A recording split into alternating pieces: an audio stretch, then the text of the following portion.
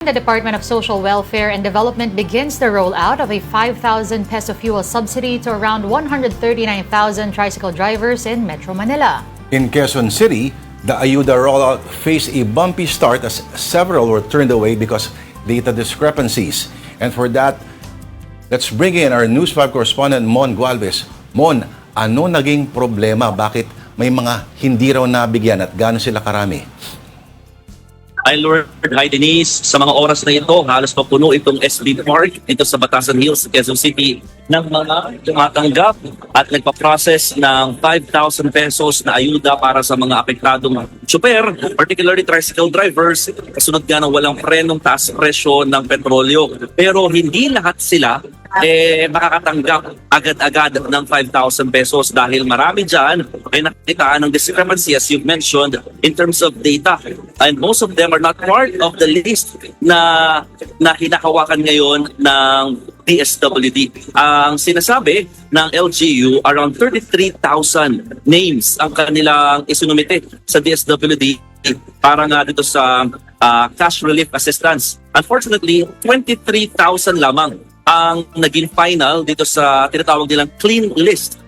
And so ang explanation, yung 7,000 daw or more than 7,000, yun daw yung mga for compliance dahil may mga missing data or details sa kanilang mga pagkakakilanlan at kailangan lamang itong i-complete para ma-process. And then yung more than 2,000 naman daw napag-alaman na duplication or talagang na-double na nga yung pangalan sa sistema ng ahensya. So kanina lang din, actually ngayon lamang dumating si Secretary Rex Gatchalian dito sa area at least to pacify the emotion of the affected tricycle drivers na nawala nga sa listahan. Ang sinasabi ng kalihim talagang patuloy pa naman yung pagpuproseso nila ng mga tricycle drivers. And again, yung mga nawala nga sa listahan dahil sa mga missing data or details particularly, kailangan lang doon i-complete. And by Thursday, pwede na itong maisama kaagad. Ang concern lang din kasi ng mga ilang nagreklamo, meron daw sa mga listahan na hawak ngayon ng DSWD ang either patay na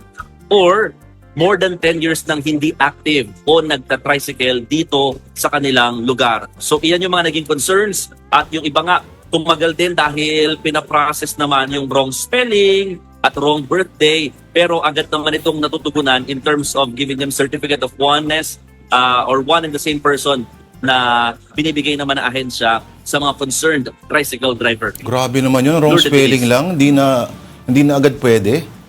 Paano kung akala nila wrong spelling yung Lord? Diba? Ay, ba't may you to? Lords dapat ito, diba? Mga ganon, ano? So, stricto talaga mon.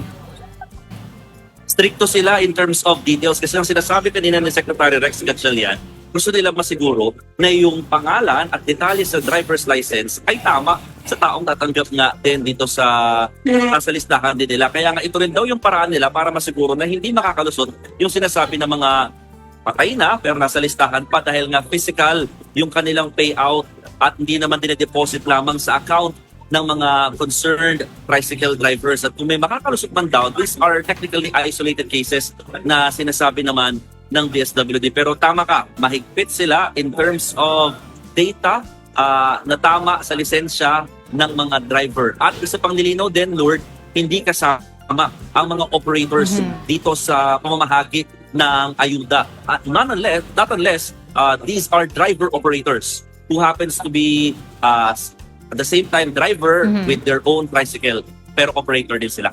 Okay, Mon, nagkaroon din ba ng issue dyan regarding yung mga let's say drivers na hindi nakaschedule on that particular day o may time slot ba? Ano bang setup dyan? And at the same time, pakiclarify nga na hindi kailangan magpakita ay magbigay ng processing fee or whatsoever para makuha yung kanilang ayuda. Yes. In fairness, dito sa Quezon City, sumusunod sila sa tamang oras or schedule ng mga TODA. Napakadami kasing TODA dito sa Quezon City and they have 6 payout sites at itong sa Batasan Hills ang isa sa pinakamalaki dahil yung isang TODA lang dito talagang na-consume niya yung isang buong shift. Morning shift, Batasan TODA lamang yon. More than 1,500 kasi tricycle drivers. At yun nga, tama ka, hindi kasi dapat pumunta kapag hindi pa scheduled dahil hindi rin po kayo maasikaso. Tatagal ng 3 days itong pinaka-pamamahagi ng ayuda sa mga concerned tricycle drivers. nakaschedule yan sa loob ng 3 araw. Yung pagdadala ng mga dokumento at requirements, ang kailangan lamang daw ay driver's license at photocopy nito. Walang anumang payment or any processing fee na kailangan para nga mabigay, no, or maproseso itong 5,000 pesos cash relief assistance. Mon, Denise. sinong umaasikaso ba nito? Yung TODA mismo o yung barangay? Ang pinaka umaasikaso dito technically is yung TODA. No? Actually, personal na talaga pupunta dito yung mga tricycle drivers. Yung pangalan kasi nila, ibinigay nila yan sa pinaka-presidente nila or organisasyon nila, no, sa TODA. And then yung TODA, binigay naman nila yan sa LGU, the Tricycle Regulation Department, the TRD. And then the TRD gave all the list dito naman sa DSWD. Ito nga yung naging concern dahil may mga nawala sa listahan, and then may mga naiwan sa listahan naman ng mga pawang nasawi na or hindi na active. Mon, matanong ko lang, if there is any circumstance na hindi makakapunta yung driver, whether he's, physically not able to, or, I don't know, let's say, may sakit, pwede ba yung proxy? Ano yung niyan? Ano yung process niyan? May mga nakikita kami dito na may mga dala silang mga document or para mga proof, no? At mukhang pinapayagan naman ng DSWD, ina-assess ng DSWD personnel yung mga hindi na makapunta na mga tricycle drivers who happens to be part of the list. Pero may ilan siguro kasi na hindi rin talaga pinaprocess na given the fact that they are not active anymore in terms of this time na pagka-tricycle. Kasi nga, ang pinaka-purpose ng pamamahagi ng cash relief assistance ay makapagbigay ng dagdag na tulong kahit paano sa mga apektadong tsuper at hindi man nila gamitin sa panggasolina pero ini-empower do kasi ng DSWD ang mga benepisyaryo na pwede nilang gamitin yung perang matatanggap sa ibang bagay na tingin nila mas pangangailangan nila, no? Na nawala dahil nga nag-asos nila para sa pandagdag sa petrolyo or sa gasolina. So, Mon, pag mga kolorum hindi pwede. Walang matatanggap ang mga kolorum. Wala, Lord. Nagigets ko yung tanong mo kasi baka tanong mo yung mga individual tricycle drivers na hindi members ng mga TODA, mukhang hindi sila kasama.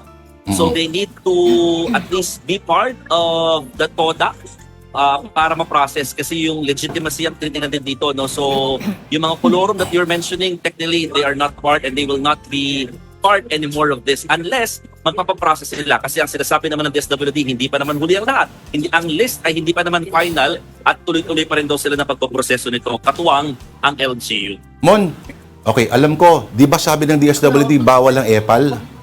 Bakit may malaki tayong picture na nakita dyan sa may stage? Ito ba?